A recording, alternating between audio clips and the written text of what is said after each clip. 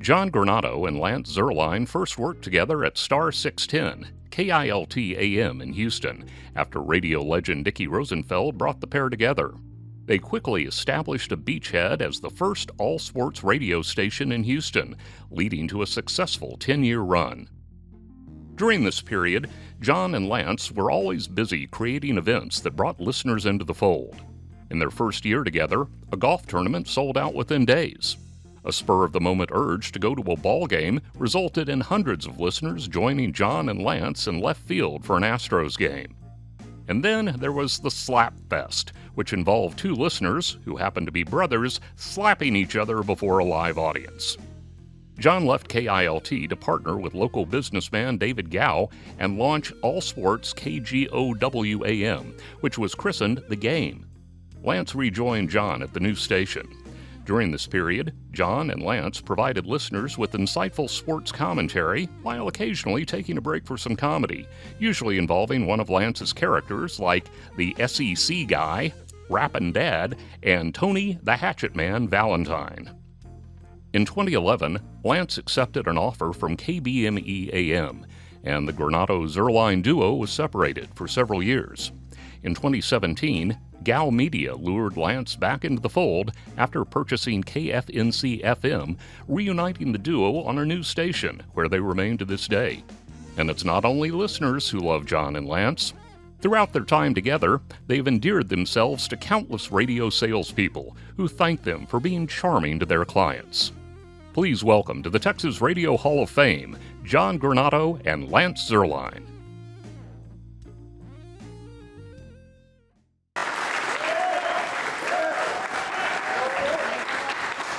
I'm going to go first because in 27 years, Lance has never hit a break on time. So if he went first, I'd have like 20 seconds. Little known fact, where's Big Rowdy Yates? Rowdy has added years to my life. Where's Big Rowdy? Rowdy, we shared a bathroom. We were on the AM side at Kilt, and he was on the FM side. And during the breaks, early when we first started, I used to go to the bathroom and smoke. And Rowdy came out of the bathroom one time, and he stood outside our studio, and he said, "If you smoke in that bathroom again, I will kill you." Needless to say, I quit not long after that. I want to thank a big hand for Doug Harris and his crew here. This is really a special day, and Doug, you've done it in large part because of you. It's also, for us, it's because of Todd Farquharson, who is our general manager at the station. He came up to us a couple years ago and he said, "You guys should be in the Hall of Fame." And we said, "Well, we would do that, but we're too lazy." So he did all the paperwork, he garnered the votes, and he really wanted us to be here, so if it wasn't for him, we wouldn't be here. Thank you, Todd. We appreciate you.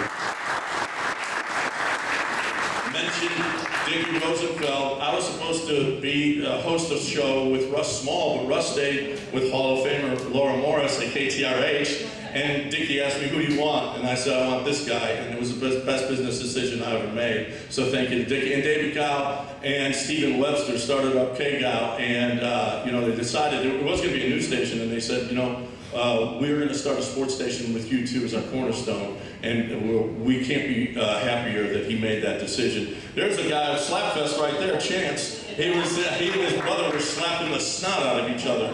It was a lot of fun that night, not for him or his brother, but for us.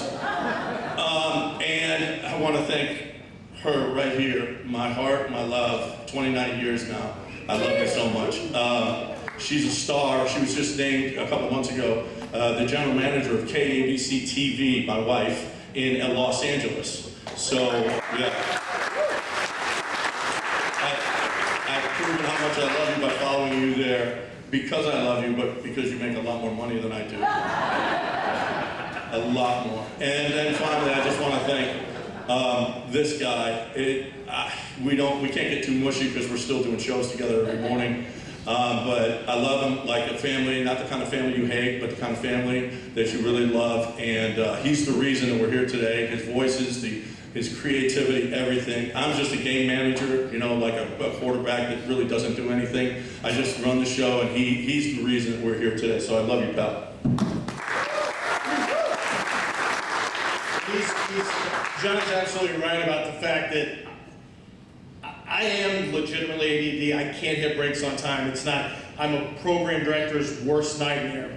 But at the same time, I have him to sit in the chair, the primary chair, and he always guides it in the right direction. Frankly, he allows me to be me, which, you know, I grew up in a sports family. My dad was a football coach from the time I was young, coached college football at the University of Houston. Actually, he's the one who got me into sports radio. I listened to Martina and Edmonds, 2015 Hall of Fame, Radio Hall of Fame. And I listened to sports talk radio with him, and he, you know, just like any coach is listening to people talk about whatever they're doing at that time. He wasn't always happy about it, but I got to where I kind of like radio. This is pretty good, the sports radio. I checked out for a little while until late teens and early 20s, where I started listening again. I said, well, I like this guy right here on 740, this Jerry Trupiano guy. Turns out he's in the Hall of Fame, and he's inducted in this class as well, and I love that. And then, you know, 90, I remember it was about mid-90s, I'd listen to Funky Larry Jones, who from Magic 102, who's right there with the cowboy hat stepping out. Hall of Famer, worked for Laura Morris, Hall of Famer, answered phones for Barry Warner, who he's the reason we have these time limits now, but also a Hall of Famer. Let me just say this. You know, radio does matter, and I can't separate my home and work life because I've got a wife at home who I met at a radio listener event.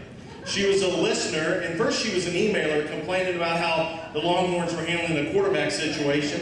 And I'm like, you're wrong. It should be Major Applewhite, not Chris Sims. And we would argue back and forth. Never saw her in my life. Stand up for a second, Nicole. I want you. Come on, stand up.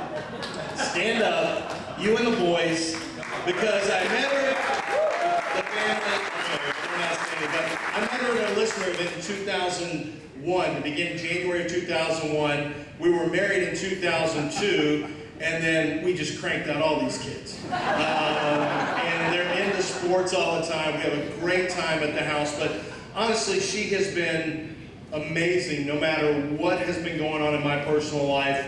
She's been incredible. Backed me at all times. The kids have been great, and I gotta say, I'm so happy that I have parents who they couldn't be here today, but they're so proud of me. They're so proud of the Texas Radio Hall of Fame. This is a really big deal for my family members, for my wife, for my kids, and of course for me and John. Doing this for 27 years now. We started pretty young. Doing it for 27 years, and you know, the 7 years I was away from John, 6 years, just wasn't as fun. It just wasn't the same. And what we do, the show we do, and you've heard some of these stories, it's way bigger than just you turn on the radio, you listen, you turn it off.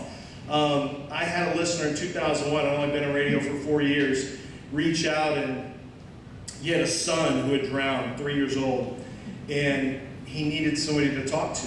And he just said, you know, we're about the same age. We have a son who's about the same age. I just feel like you're somebody I can talk to. We have people all the time who come up and say, I've been listening to you guys since I'd drive to school with my dad. You know, me and my dad would drive to school, and I'd listen. Here I am now listening, and I've got kids. And when that dad passed away, the same son came to us and said, you know, the fact that we could share memories daily over listening to you and John and some of the stuff that you guys would do. You know, I realized early in my career, but it's still to this day, what we do is just fun. We turn on a microphone and it's fun. It's not work. It's a profession, but for us, it's not work. I have the best time of my life every morning, starting at 7 o'clock and ending at 10. And I understand that we have a role to help people. It's a respite from other people's difficult lives, or it's a gathering place to bring people together. Listeners who've gotten married listening to our show, they became lovers and married and parents. And so I understand that everyone here, this is such a special honor to be part of the Texas Radio Hall of Fame, because we share it with people like John Granato and like the many sales reps and executives and listeners that we have. And I just want to say thank you so much. It's such an amazing honor, and thank you to all the people who made this possible.